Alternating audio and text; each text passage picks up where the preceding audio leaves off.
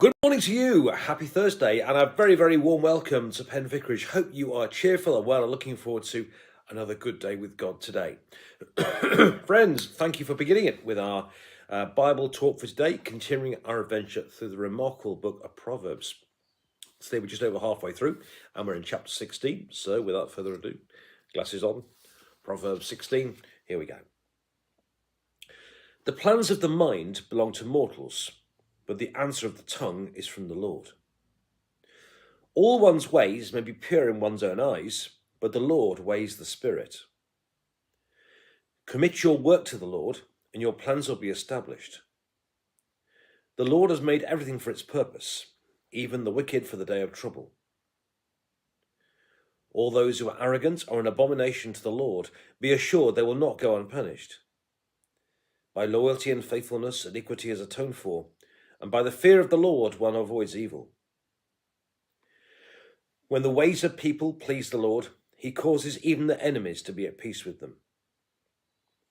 Better is a little with righteousness than large income with injustice. The human mind plans the way, but the Lord directs the steps. Inspired decisions are on the lips of a king. His mouth does not sin in judgment. Honest balances and scales are the Lord's, and the weights in the bag are his work. It's an abomination to kings to do evil, for the throne is established by righteousness. Righteous lips are the delight of a king, and he loves those who speak what is right. A king's wrath is a messenger of death, and whoever is wise will appease it. In the light of a king's face there is life, and his favour is like the clouds that bring the spring rain. How much better to get wisdom than gold? To get understanding is to be chosen rather than silver. The highway of the upright avoids evil. Those who guard their way preserve their lives. Pride goes before destruction, and a haughty spirit before a fall. It's better to be of a lowly spirit among the poor than to divide the spoil with the proud. Those who are attentive to a matter will prosper, and happy are those who trust in the Lord. The wise of heart is called perceptive, and a pleasant speech increases persuasiveness. Wisdom is a fount of life to one who has it, but folly is the punishment of fools.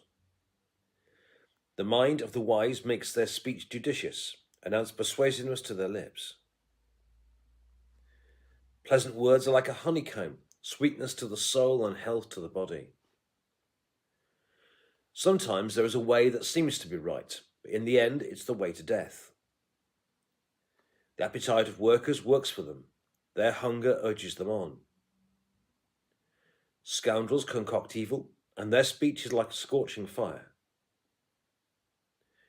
A perverse person spreads strife, and a whisperer separates close friends. The violent entice their neighbours and lead them in a way that's not good. One who winks the eyes plans perverse things. One who compresses the lips brings evil to pass. Grey hair is a crown of glory. It's gained in a righteous life. One who is slow to anger is better than the mighty, and one whose temper is controlled than one who captures a city. The lot is cast into the lap, but the decision is the Lord's alone. And this is the word of the Lord. Thanks be to God. Okay, fascinating chapter, this one. It's tempting most of the time when people read Proverbs to kind of think, well, these are kind of words of wisdom for everyone, which they are, and they tend to be sort of general human wisdom. Chapter 16 in particularly, and especially in verses 1 to 9 and last verse as well, focus in particular on the presence of God. I mean, Proverbs does talk elsewhere about the fear of the Lord and so on, but in chapter 16 in particular, Solomon seems to home in here on God and God's place in life and so on and so on and so on. So especially in the first 9 verses, you can kind of see this. So in verse 1 in particular, you have the fact that the human minds can make plans, but the answer of the tongue is from the Lord. So in a sense, my interpretation of this one is that we can devise up schemes and whatever, but ultimately the power is with God.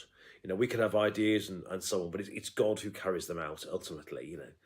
So I think that's kind of verse 1. So much as we scheme, if we really want things to work, the power is really with God. Then verse 2 is all about self-analysis. My goodness, if a few more people would be a bit more self-aware, a bit more aware of where they are, we know where they're really at. So all one's ways may be pure in one's own eyes, but the Lord weighs the spirit. We can think that we're terribly wonderful, we can think we're terribly clever, we can think we're terribly holy, and so on and so on and so on. Actually, it's God who sees all. The true judgment, if you like, is with God. I forget where it is in one of Paul's letters where he talks about this. Almost he doesn't care what people think. The only judgment that really matters at the end of the day is the judgment of God. And what he's saying here is you can think what you like about yourself, but actually it's God who really weighs the spirit. Verse 3, commit your work to the Lord and your plans will be established. Very, very similar to Psalm 37 and verse where he talks also about committing your ways to the Lord. And I think we tend to think that it's all the work it has to be done by us, especially in Christian life. It's interesting, isn't it? Christian leaders, we believe that Jesus is the saviour of the world, but so often we think we have to do his job for him.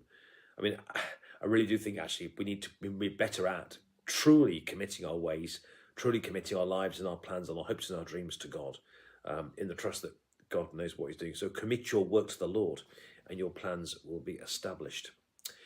Then in verse 4, you had the fact that God made everything. The Lord made everything for its purpose, even the wicked for the day of trouble.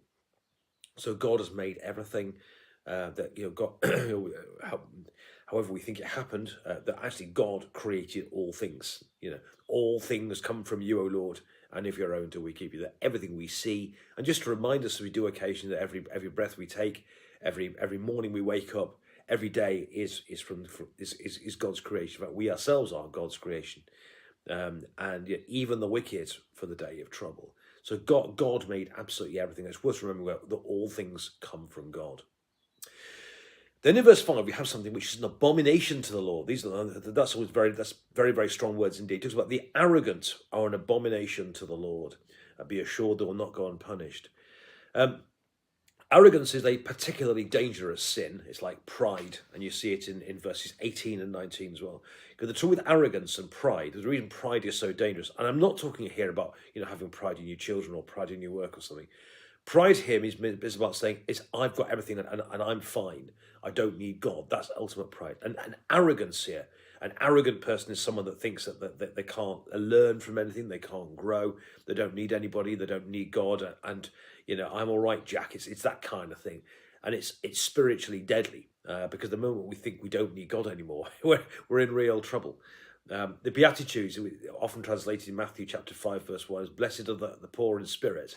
The New English Bible used to translate it, the one time it translated it well, used to say, blessed are those who know their need of God, which is poverty of spirit. An arrogant person is someone that doesn't need God, that's pride. That's bad pride, and that's very, very dangerous. So that's why I think he uses strong words here, that all those who are arrogant are an abomination. We need to remember that we're teachable and so on. And in response in verse 6, it talks about the fear of the Lord. By loyalty and faithfulness, iniquity is atoned for, and by the fear of the Lord, one avoids evil. So the opposite of arrogance, the remembering who God is and who we are in comparison, remembering that we need God is the absolute key to this. And so, we need to know that we need God. Then in verse 7, doing things God's way, when the ways of the people please the Lord, he causes even the enemies to be at peace with them. So actually, doing God's will, as generally speaking, does mean people that do God's will, generally speaking, are honest and have integrity, and so on. They certainly should do, and that inevitably that comes with it a blessing of peace that comes with that as well. Then in verse 9, the human mind plans the way, but the Lord directs the way. And it kind of reminds us really that God does not just have the last word, but God has the soundest word as well. That God knows what he is doing. And that, God is not just almighty and all powerful, but actually God is all wise. Immortal, invisible, God only wise, as the hymn would say. So chapter 16, and there's lots of others, is elsewhere as well, in particular focuses on the importance of God. that Proverbs is not just about wisdom and about being clever and about, living a good life. Chapter 16 in particular acknowledges where God's place in all this, that we need to make sure that, we remember that all power comes from God, that God knows what he's doing, to commit our ways to the Lord, to remember to fear God, to remember not to be arrogant, to remember that God made everything, and so on and so on and so on, to remember all that. So in chapter 16, we're reminded in particular of the importance of God in our lives. But it will be remiss of me, I think, to miss chapter 16. I have to say verse 31, which I have to say, looking at my hair in the mirror this morning, grey hair is a crown of glory. It's gained in a righteous life. I'm saying nothing. If you're worried about your grey hair, think of it as a compliment. I think what it's saying here is a good life is often a long life, and actually, I think it's also saying that with years comes wisdom as well. Not always, but a wise and a well-lived life is a great source of blessing to people, that actually young people can learn and So grey hair is a crown of glory. It's gained in a righteous life. On that, I'll leave you on that one. I couldn't resist it.